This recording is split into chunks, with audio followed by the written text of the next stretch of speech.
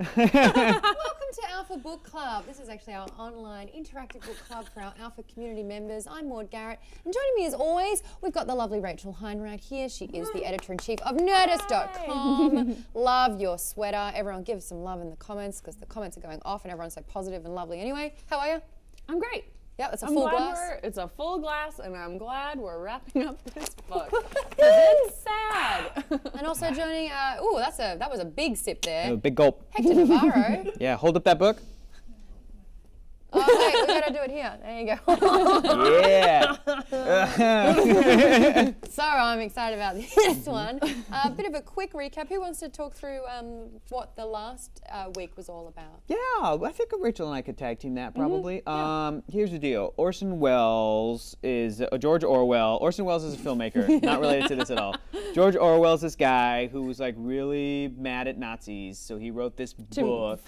Absolutely, rightfully so. So he wrote And this book communism. to warn humanity about the dangers of power, totalitarian regimes, There he is. men Yeah, who thirst for power, the snuffing out of free thought and free speech and free press and all of these different things.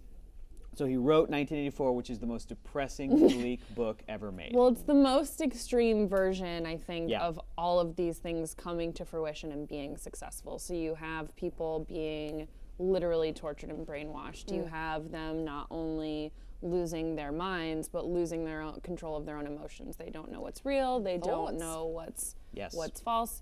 So we have our hero, Winston. No, our poor son of a bitch. Yeah, our protagonist, our or main protagonist, our main character, who, if you read through the end of the book, some things happen, but basically who does not feel an allegiance to the party in his heart, but he lives in a society where they have hatred, they have weekly, and hourly moments dedicated to hating the other, to hating anyone who's different. He is part of the sort of destruction of a free press and of knowledge and of truth by rewriting history every time it changes. And he falls down this path of falling in love with someone else who is also against the party, trying to find others who would fight with him against the party, and he is, in the last section, caught. Yes. He's looking to revolt. He's looking. There has to be something more than what this world is, and that's what kind of keeps him going. There has to be more than this. There has to be people fighting this. Even though we're completely monitored and we're so restricted in our lives and we're lied to every single day to the point you just have to eat it and believe it.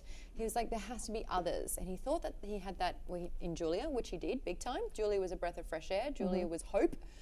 Julia was some hanky panks, thanks. And O'Brien, who was a fellow colleague, who he suspected. Yes, exactly. O'Brien kind of cast a little line out there. Winston grabbed it. O'Brien wheeled on in. And for a fleeting moment, we actually did believe that O'Brien was the savior and was the hope and was the in to see change and to see things get better. How wrong we were. In this part of the book, I like to say the first half is setting up the bleak world. And it does fantastic world building. It does fantastic world building. One thing that I want to mention too before we start are the proles. Yes. Which is the group of lower class, the proletariats, the lower class people. They're poor. They have relationships where they're like, basically they get away with everything. They're allowed to be married to one another. They fight. They squabble. They have children. They raise their children, and they have a different set of rules. And the rest of the society, the people that are in the inner circle or in the higher upper class, upper crusty circle, think nothing of them. And yet they outnumber everybody else in every other group. Yes, and I've got the stats here. 85% are the proles. Yes. And they're poor, and they sweep their own steps, and they sing songs, and they engage in all these things that are illegal to everybody else. It's like the orphanage in Annie. Yes. It is a hard knock life. You know how this is. could be improved? Musical. Oh my gosh. That's double speak. That's double speak. That's double speak. No, that would be awful. Because you're like dancing, you're singing along like, oh God. Saddest, long, strung out like symphony when everyone's falling asleep. I told you guys crying. before, but I listened to the score from Children of Men while reading this. Oh, Big mistake. It just added it just added the worst. At least Children of Men has a beacon of hope in it. Exactly. But doesn't. just going back to the Pearls for a second, I think that Orwell's commentary on that, where the characters continue to say, if there were ever to be a change in this world, it would be the Pearls. They would have to rise up. And then what do we learn about them, or what do we learn that the rest of the world thinks of them in the third section? It's bleak. It's bleak. Yeah, they think they will never rise up. They are fine being stuck where they are. Yeah. They are static. They are content, and they're stupid, and they're fine being content. And I think that's Orwell's commentary on anybody reading this book. Wow. Going, if you read this book and you see yourself not in the inner circle, because you would think you would never be that type of person. You see yourself as a Pearl, as somebody that's like, well, I could get by in this world if I would be allowed to sing and drink and bet and gamble and Who live were my the life. happiest people in the book? They were the happiest people, but they were the woman blissfully singing, unaware. hanging out her washing. They she was were singing. blissfully unaware. Ignorance is bliss, and yet Orwell is saying if the change is going to happen, it's going to be with them. They hold all the power. They outnumber everybody else, and yet they're never going to do shit. No, they don't even know they have power. There How are can you do a anything? lot of parallels to sort of the awakening that many people have gone through over the past few months I as voted well. for Trump, but I didn't think. Or that- even people who didn't vote or who didn't think it was going to happen, Yeah. or any of those things where you didn't have to worry about any of didn't the affect you. issues because it didn't impact you, and so now it is starting to impact everyone. And I think that's everyone, even people who didn't vote for him, who weren't paying attention to Black Lives Matter or anything else that was going on, as long as it didn't directly impact you. And you have to, this is practicing empathy and using your emotions and caring for people and having that hope and trying to instill that in other people, which we don't get in the book, but hopefully you leave being like, oh my God, I have to do this in my own life because I don't want to end up like that. Yes, this is worst case scenario, big time. Yeah. Usually on this show, we actually cast our own little line out and see who bites, and we like to have people Skype in to have some FaceTime with you guys in the Alpha chats there. And you guys know her. She's there every single week saying some brilliant things. Her name, you know her as Java Book Geek Girl. Java Book Geek Girl, am I not right? Hi, There we guys. go. Hi! Tasha, how are you? Welcome on to the show. How exciting. Thank you guys for having me again. It's good to see you all. It's so good to see you. Yeah. Let's figure out my thing. First question for My you. turn. First question for you, Java Book Geek Girl. What references have we missed in this book up to this point? Just let us know all of them. Because we know you know them. We know you've got a notepad because you're just brilliant. Yeah, because I'm a nerd and I've accepted that about myself. So this is my first time reading 1984. I've read other Me too. classic dystopian novels. I've done Brave New World, Handmaid's Tale. Those were my high school readings. So The Giver, does that count? I've The heard Giver? about 1984 for so long and just never read it until now. Sorry. Well, no, but I think, yes, it's not an enjoyable read, but I think it's still an important read, especially with the times we're living in now. To just read those things, because I think, there's so many great points, and it's easy to just say, this was written after World War II. This is all just a response to the atrocities that happened then, to Nazi Germany, to the Soviet Union at that time. But there are things that are still applicable today, and I think for me, one of the most powerful parts of the book for me was when O'Brien was explaining that Nazi Germany and the Soviets and Stalin, how they were very close and that they perfected it. That's scary, isn't And it? going through the explanation of how they perfected it, and particularly the fact that it wasn't about just killing whoever disagreed with the party, but changing them, and watching that process go through with Winston was terrifying. But also the reason it was so terrifying is because it's so realistic. It's the difference between when we read 1984 versus reading The Hunger Games or Divergent. There's enough fantasy and separation from our own reality with those books that you don't think Hunger Games isn't going to happen. That's too out there. There's too many elements that aren't realistic to where we live. And 1984 is. Orwell has many allusions to what was actually happening during World War II. The rewriting of history was tied to things that were happening in the Soviet Union during World War II, where photos were being doctored to take out certain leaders who were no longer aligned with whatever the Soviet Union's ideals were at the time, or certain German leaders. it was World War II style Photoshop. Yeah. Which is crazy to see, but I mean, like, the ideas he's writing about aren't just new original concepts. They were rooted in reality that was happening in that time. And now we're in a time today where technology is so advanced that it's almost even easier for those things to happen. I mean, look at what's happening with fake news and how we're buying into that so easily. Like, how many celebrities are getting called out because they retweet an article that's clearly fake news, but we don't take the time to read and be critical of it and compare it with other sources. We just soak it in and go with it. And that's for both sides. I mean, it doesn't, wherever you are on the political spectrum, everyone's doing it. I mean, I see it happen every day. So I think, I mean, that's one of the things about this book that I appreciate, is it just really makes you stop and think about things and learn not to just take something at face value. Like, you've got to be critical and have, in my academic studies, we called it a hermeneutic of suspicion, to not take things at face value, to always ask the questions of, like, why was this written? Who was this written for? Is there an agenda behind it? And not just having agenda is necessarily a bad thing, but asking those questions and being critical of it, of why is this being written? What context it's being written in? Absolutely. Well, that's the importance, I think, of education and academia when you look at the proles and them being content because they're not challenging those things, because they're not being taught to think critically.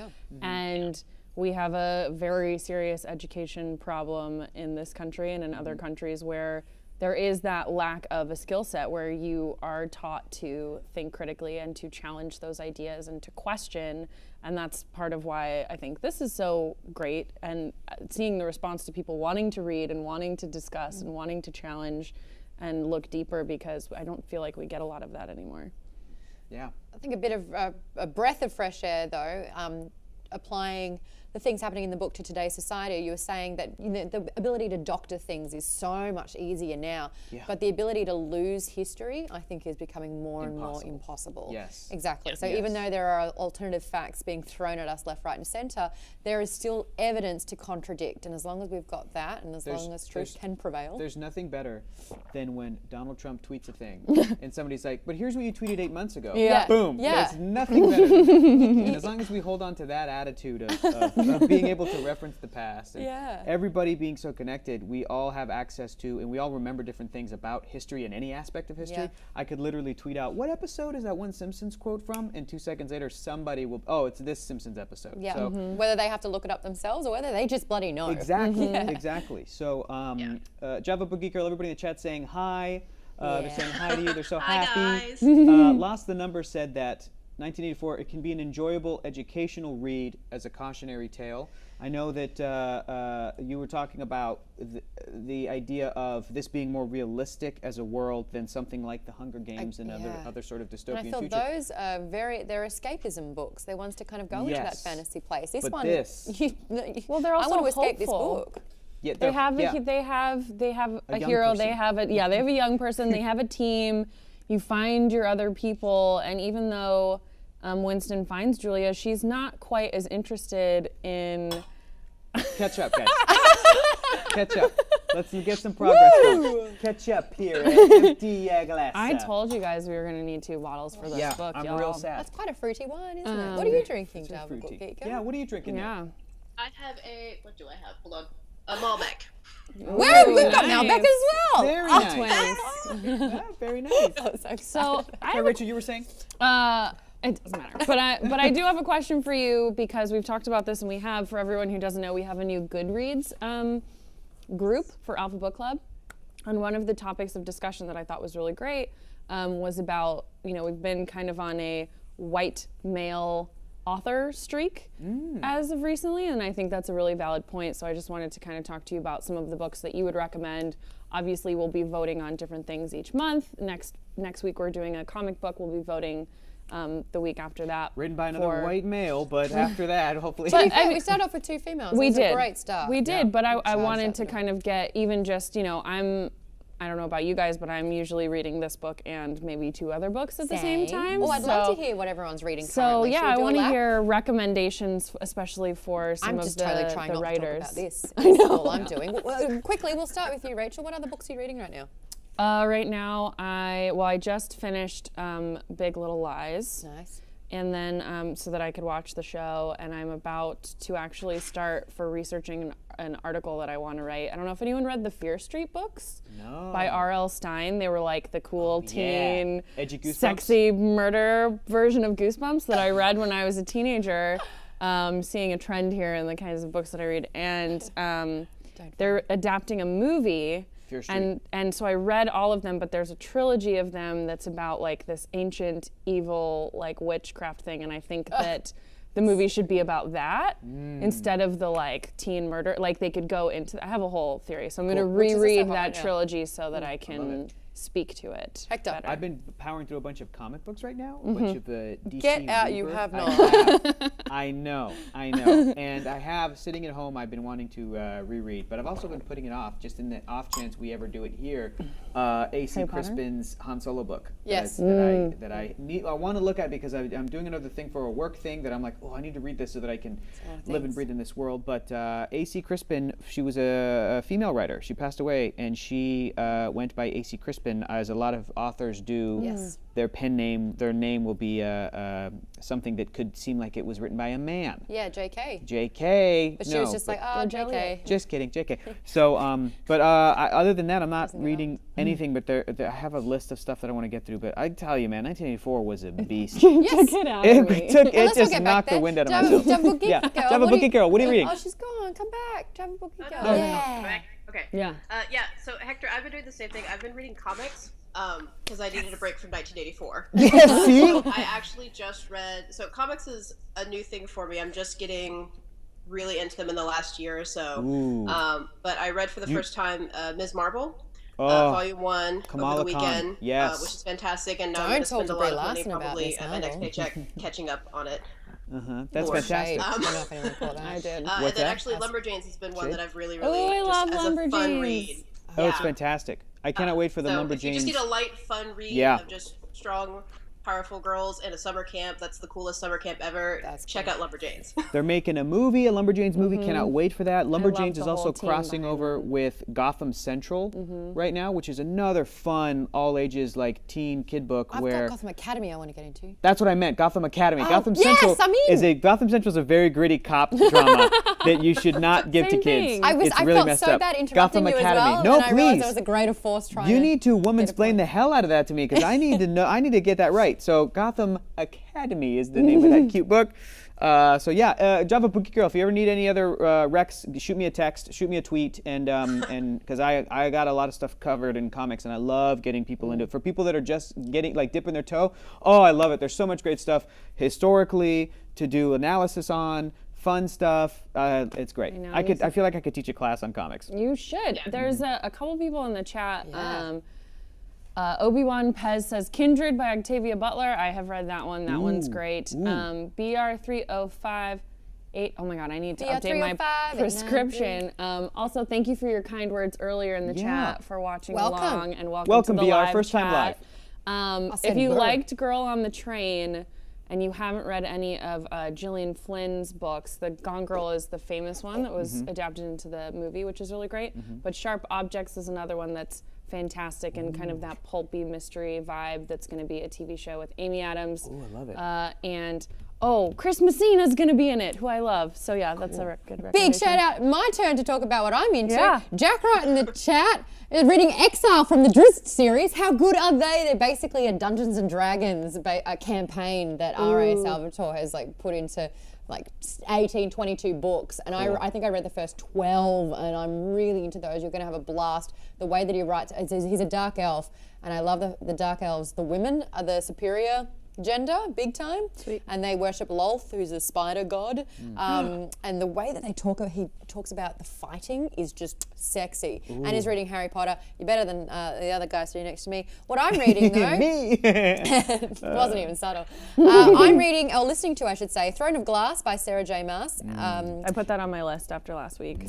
Finished that one and I'm on to the second book, Crown of Midnight, and I am enjoying those so much. Strong female lead. in those books. Oh, Strong excited. female lead over there. All right, Strong female leads. And stripes. Wait, I want to, before, we're like avoiding talking about And I that's have all a- we have time for. before, and we'll shout this out at the end too, but since after next week where we're reading Old Man Logan, we're looking for our next book for April, and I Yes. want you to get a fantasy book in there, man. We haven't done any hell fantasy. Yeah, well, I've just finished Throne of Glass, so I'm going to put that forward. How's that? Okay. By Sarah, and she's a woman, so Great. female author. Yes, This that's is pretty, next week. isn't it? This is next week. Awesome. It's gonna And be then after great. that, a book of your choosing. So yeah, we get those recs. Get those recs. Awesome. Recs So, what do you recommend? What do you think we should read next?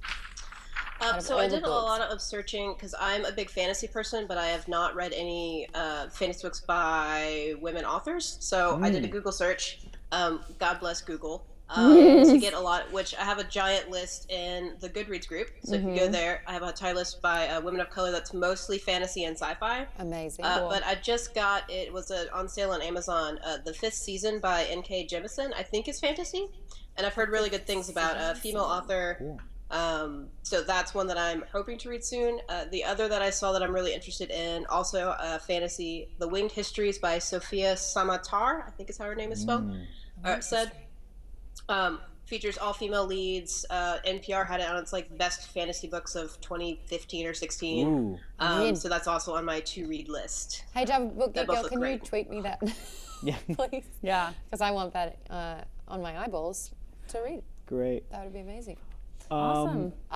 Alpha Courtney loved Throne of Glass as well, halfway through Crown of Midnight. Haha. Yes. Oh, we're going to chat about that. That's for love sure. it. I just it saw so too much. that Obi-Wan Pez said I was reading The Illustrated Man, yay, Ray Bradbury, but got Ready Player One from the library, so I need to finish that first. When you do, you should go back and watch. We did Ready Player One a couple of months ago, Yeah. and we had Good quite a discussions. time Good discussions. with that one. That one was Yeah. fun, so you should check that out if you haven't seen it And yet I gotta- after you this, finish it. this makes my little heart so happy. Lassa Number says I visited my local comic store to get my copy of Old Man Logan last weekend.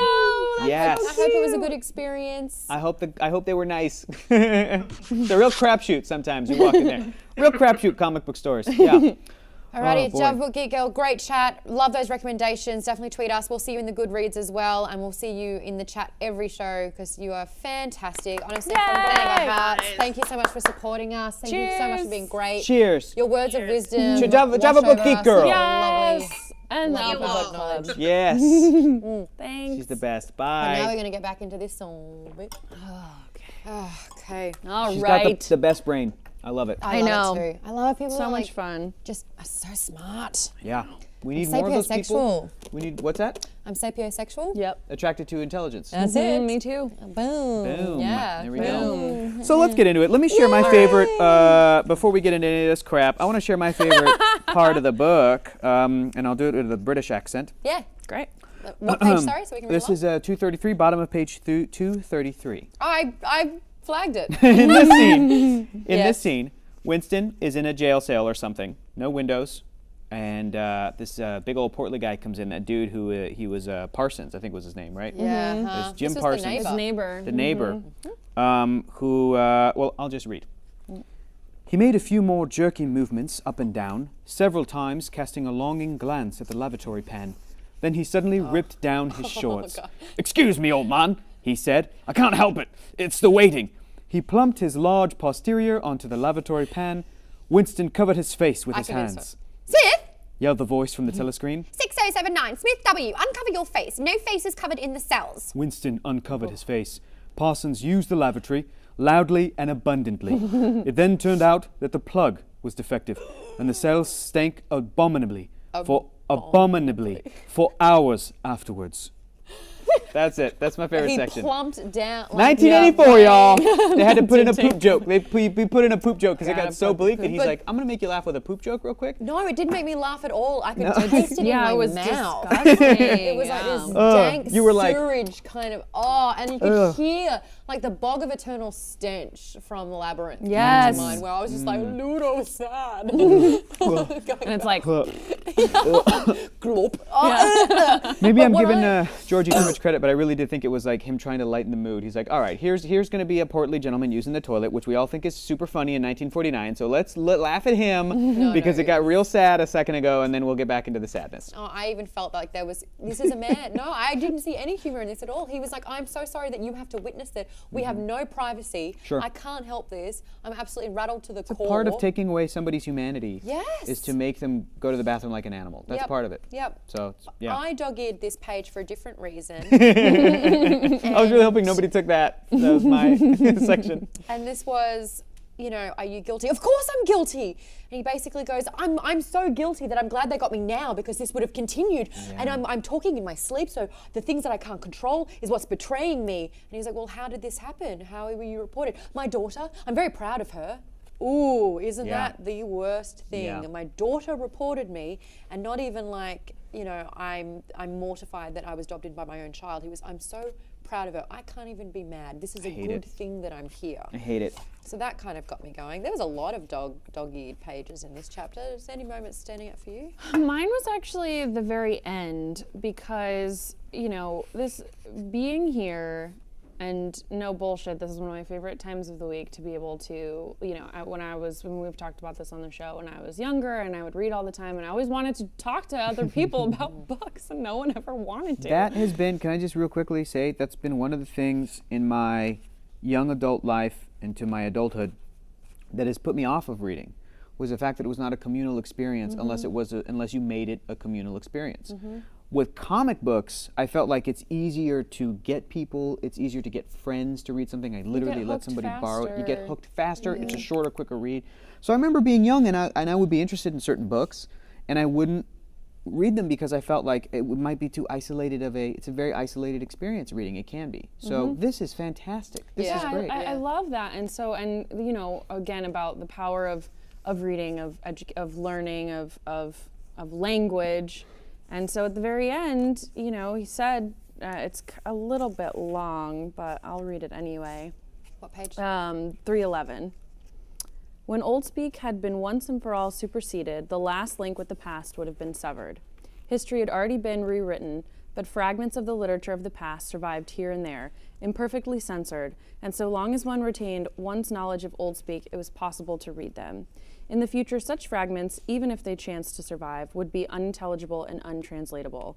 It was impossible to translate any passage of Old Speak into Newspeak unless it either referred to some technical process or some very simple everyday action, or was already orthodox. In practice, this meant that no book written before approximately 1960 could be translated as a whole. Pre-revolutionary literature could only be subjected to ideological translation, that is, alteration in sense as well as language. Take, for example, the well-known passage from the Declaration of Independence, which we know. We hold these truths to be self-evident, blah, Sorry, blah. guys. Oh, that's right. That all men I don't are- know yeah. this either. I'm not memorized. Yeah. That all men are created equal, that they are endowed by their Creator with certain inalienable rights, that among these are life, liberty, and the pursuit of happiness. Oh. That to secure these rights, governments are instituted among men, deriving their powers from the consent of the governed. That whenever any form of government becomes destructive of those happened, ends, right? it is the right of the people, which is what this is about, it is the right of the people to alter or abolish it and to institute new government. But then it goes into a good deal of the, they translate the literature and it says, a good deal of the literature of the past was indeed already being transformed in this way. Considerations of prestige made it desirable to preserve the memory of certain historical figures, while at the same time bringing their achievements into line with the philosophy of Ingsoc. Various writers, such as Shakespeare, Milton, Swift, Byron, Dickens, and some others, were therefore in the process of translation. When the task had been completed, their original writings, with all else that survived of the literature of the past, would be destroyed. Did you just throw your I book? like, No! I'm like gonna cry thinking about it right now. Like, Yeah. it's so upsetting, and it's one of those things that, that's a little worrisome for me about the internet. Just having been Condensing our someone language. who, but also I wrote for a website for 2 years that the person who ran it like where this didn't is turn going. out to be. It didn't turn out well, and the website disappeared. And I had doesn't some. exist anymore. Yeah, and I had some PDFs of my work, Yeah.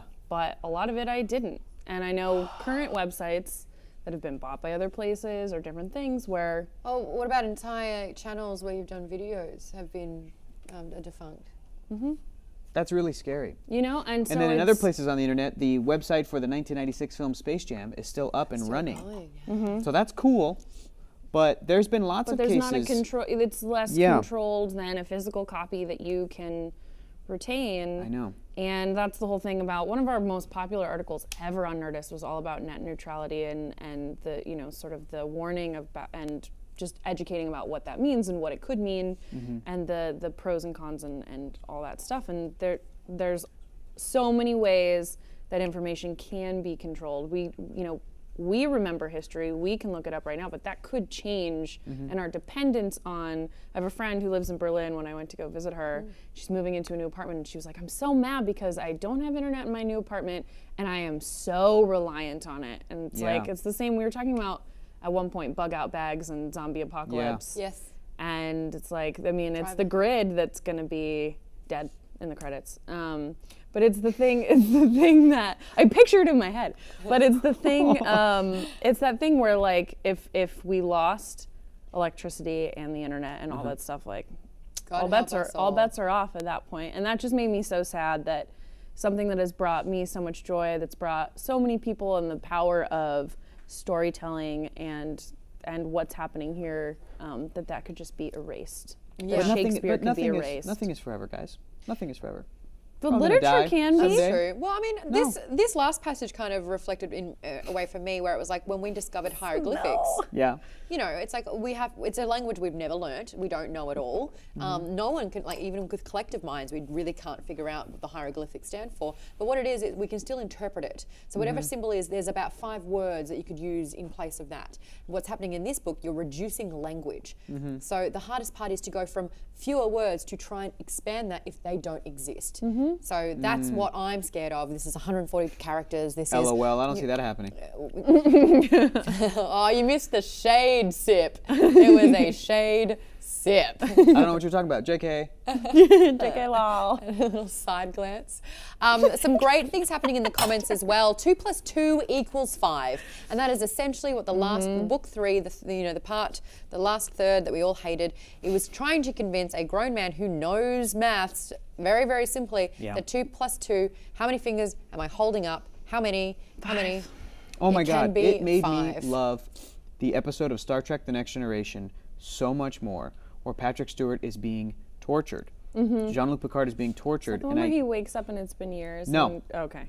I didn't know it at the time, but he's being tortured by a Cardassian, not a Kardashian, a Cardassian. Both are quite torturous. Yes, both one and the same. But this was back when Cardassian was worse than Kardashian. But this guy was torturing Jean-Luc Picard. This was a reference to 1984. Instead of fingers, it was lights. And they were telling him there are 3 lights or there are 5 lights. And Jean-Luc Picard, Patrick Stewart kept yelling, "There are 4 lights!" And he would not break. Right. When they threw up 4 and they're like, "There's 5. How many are there?" "There are 4 lights!" And he wouldn't break. And that episode showed that torture isn't effective.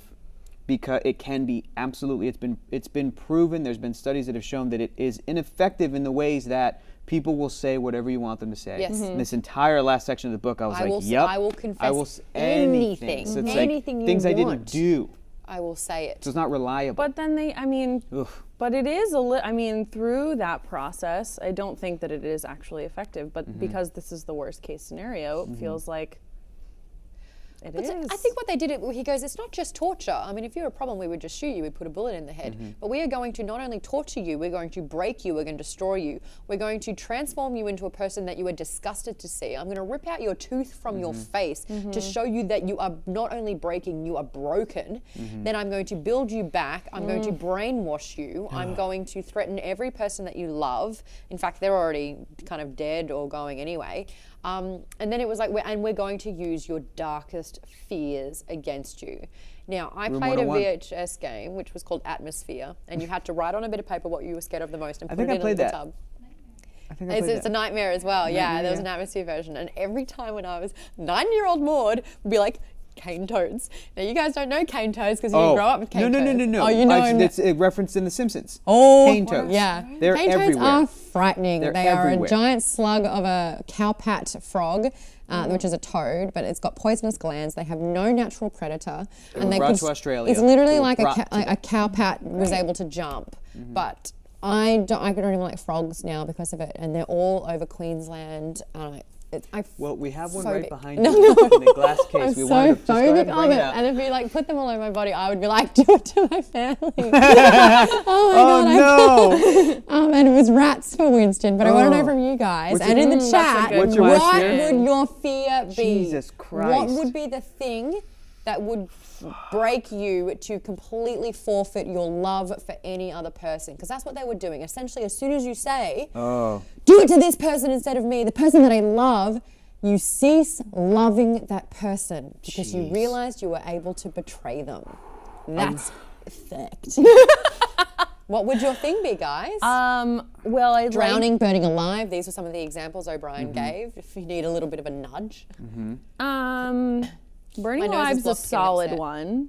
Burning alive? Burning Alive is Yeah. a pretty good one because I'm that's not painful. I'm not scared of that one because I'm not you'd as know scared you'd of it because die. I heard of it. I heard that like you pass out from fumes. That's true. And Yeah, then but I think that if you were Not that's if you're in a fire, not if Gasoline you're set on literally fire. set I on. see what you're saying. Although but that I would think, be pretty I fast. think that in that case, still the pain is so great that your body literally goes unconscious and then you burn to death. I think, and then I've also Right. heard in some movie or something as a joke that like drowning is like God giving you a big wet hug. So I don't even necessarily fear drowning as oh my much. God. If we're talking about the thing that would give me the most panic Yeah. and makes me sick to think about, it would probably be Cane being toads. pushed. What? No, Don't being even joke like about pushed that. out of a plane, like being. I was gonna say heights is mine too. Heights is mine too. If I had Big to like be time. pushed out of a plane and do skydiving, just falling to your death. oh no.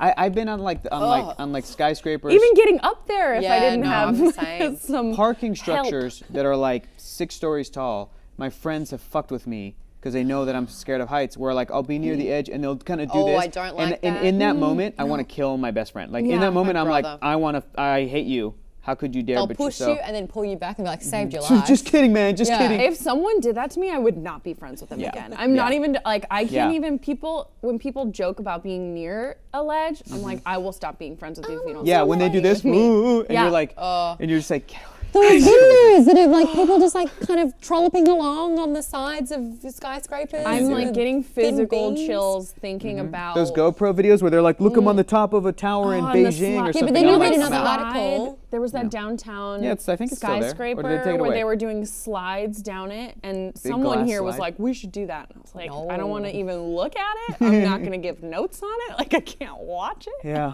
I am so fine with being in a safe little bubble where nothing bad happens ever.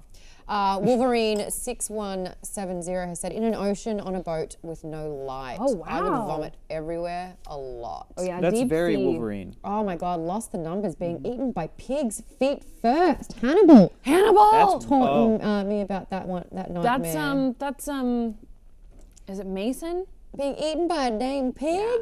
Oh yeah. Taking away my Are you- RPG dice says Plague Win. Okay, that's a little. Lost the numbers. Do you mean book Hannibal, show Hannibal, or Gary Oldman is definitely the guy who gets fed to pig? Is it Mason? It also appears in Snatch. Get the pigs, yeah? Gotta breed That's those pretty. pigs. Being eaten alive by an animal would be pretty bad. I would not like to be not on the top of the You food know chain. what's messed up? I Is would not want to be shut out by an animal, is what I'm trying Oh. to say. Imagine you end up being Sure, something sure. else's shit. Oh, it'd be bad. It depends. If it was like a brought back to life Velociraptor or Tyrannosaurus Rex, it'd be a pretty cool way to go. It'd be pretty boss. I love dinosaurs. I've said this before, and people in internet land have been like, "No, it's cool, man. I'll back you up." But one of my greatest fears is to be alone in the South in the United States. Sometimes I have that thought where I'm like, I don't want to do anywhere near that. No. That might in certain places that would No, scare me. That I think that's isolation, absolutely fair. along with being in certain regions of the United States. But then people have very nicely on the internet been like, "No, man, I'm in the South. I got your back. Like you're welcome here. You're my friend. You're You're like, cool." "What's your number?" Yeah, I'm like, "Cool. What's your number?" It's like an emergency text you in case somebody kidnaps me and just dumps me there. Yeah. It was Show Hannibal, by the way. Show. And Obi-Wan Pez PSA, drowning in salt water is terrible. You actually hemorrhage because the salt rips your cells' water through the membranes, bursting blood vessels. B comes Yeah. out. Yeah. So I'm going to need a little bit more. would you My mic's guys messed up. recommend this Thank you for the feedback. Yes. to someone else? I thought about it, but yes. Let me tell you where. Not in high school, because I Mm-hmm. feel like high school minds are too young that they would find it boring and they would miss stuff. But I would give them shit like The Giver, Yeah. Hunger Games, loved The dystopian fiction that has young protagonists. But I think that this needs to be required viewing in any sort of college course. You go to a regular 4-year college or any sort of a university, any school where you're college age and you're going through regular classes, English, literature, whatever. This needs to be required reading, and I think people in their 20s should be reading this. Sorry, being flayed, being skinned alive and bleeding out. Okay, Maud, we moved on from that. No. Maud, What we if moved Willow on. does it because it's really fast? What if somebody sucks your eyeballs out? What if? Can you imagine dying by being deatomized? Oh. I think that would be. not so I bad. don't know if you'd feel it. Being slowly dipped into lava. Oh yeah, 'cause or but again, all those crazy ones. I just feel like Steamroller. you get up Slow. here and the pain makes you like pass out and then Does you it just though, die. you- Like in A Fish Called Wanda. Where it's like, Yeah. But you would vomit out your organs. Remember when some Indiana stage. Jones punched that guy and then he got steamrolled and he was a red smear? I don't want to die like Yeah, that. no, that would be so bad. don't wanna die like Let's not that. talk about this. Who actually watched the movie though? Super quickly. Didn't have a chance. I couldn't. I wanted to, but then. Right when putting the book down, the last thing I want to do is like, let's watch that movie. Yeah, I know. Well, I did. I know. We How was all it? said we were going to. We Yeah. failed you. Well, I watched the 1984 version, which was actually filmed around April 4th to April 15th, which Yeah. is when the book's supposed to take place. Yeah. And I know that BR 305893 actually put a link in the chat saying that apparently there's 100 cinemas or so, I read in the link description, 100 cinemas that are actually going to be playing 1984 on April 4th. And I think it could Wow. be to commemorate that. The movie that was filmed in 1984 was released in December of that year. With John Hurt. With John Hurt, which you can see right might now. do So this that. is what I watched. It's actually, guys, it's on YouTube. Yes. And this is what I thought was really interesting. I watched it all on YouTube and then I went through the comments, and all of the comments, like a big chunk of them, are from the last 4 or 5 months. Yes, people are seeking this out. sold people out. Are wanting to. It's sold out on Amazon. That's crazy. Yeah, so people are actually wanting to kind of like reconnect with a potential future that none of us want remotely. You know how YouTube, a lot of times on a video, if there's like a music video, people will comment like what brought them there? Well, they'll be like, oh, Yes. this movie brought me here, or this so-and-so other video brought me here. Were people saying like, the presidency of Donald Trump brought me here? Were They people were doing all that? saying, wow, this Yeah. is, we're back here Yes. again, are Yeah. we? All that kind of stuff. I did write notes about the movies, about the movie for you guys, and I'll just repeat what I wrote. Oh, guess what? It was just as fucking bleak as the book. I'm so sorry. It hurt, pun, to watch. John Hurt. Aw. John Hurt. There's some in titties peace. though, and a little bit of fafasha, if you're into that kind of stuff. Fafasha? Yeah, I don't remember. I would A have lot watched of that when I fafasha? was like Fafasha? 15 or 16. It's enough fafasha for me to want to see it. If that's what we're going with. Alrighty, so let's talk about next week, because now, we're done with that. Yes. What did I take out? And I take out my lighter and burn this bad boy. No, Fahrenheit burning 451. books is not the Fahrenheit answer. 451. That Yeah, sucker. God, We're Debbie! fighting again. Nothing! But this book is lit. Get it? All right, here we go. Reserve. So Boo. next week we are reading all of Old Man Logan. How many pages are in that one?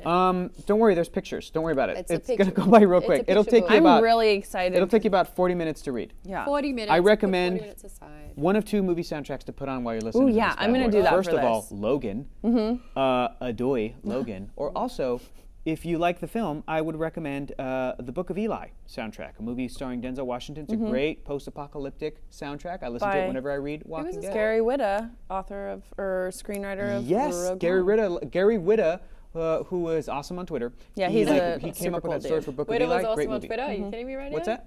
You just said Witta was awesome on Twitter, and I'm supposed Yeah. to ignore that? Move on? Because the way I said it with my dumb accent, they didn't rhyme. Oh, Yeah, Gary Whitta, awesome on Twitter. yeah. Yeah, okay. sorry. Well, I've got this one then. Okay, so reading the entire thing. And then, of course, when April comes around, which is very, very soon, only 8 or 9 days or so, we need a Time. book. So we are looking for our final suggestions. We did go around what we're reading currently. I do want to put forward Throne of Glass by Sarah J. Maas. Again, it's a rhyme. Probably not for anyone else. No, it's not. I get to rhyme all the time with my language. Oh, yeah, that's a nice little hulkage.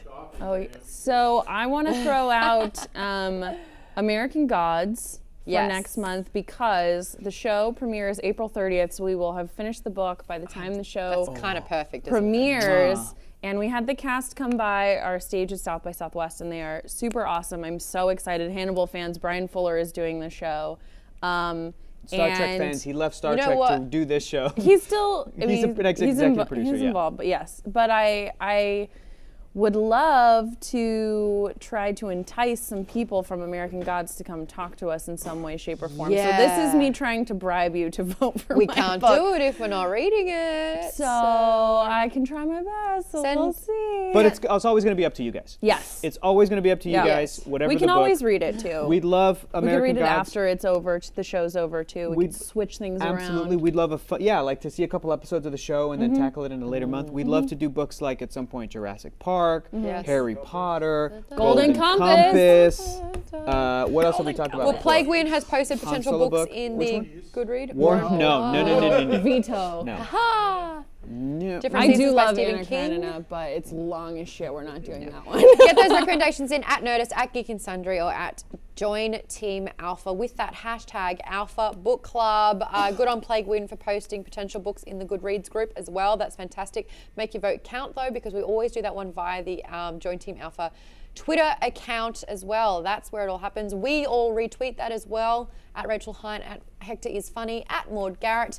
So we are done with 1984. That's so exciting. Brian can't contain himself. You knew our Twitters without looking at anything. You just knew them. I knew them. That's so nice. That's so great. Hey, stick around We're for real the life friends. Yeah, we are. Yeah.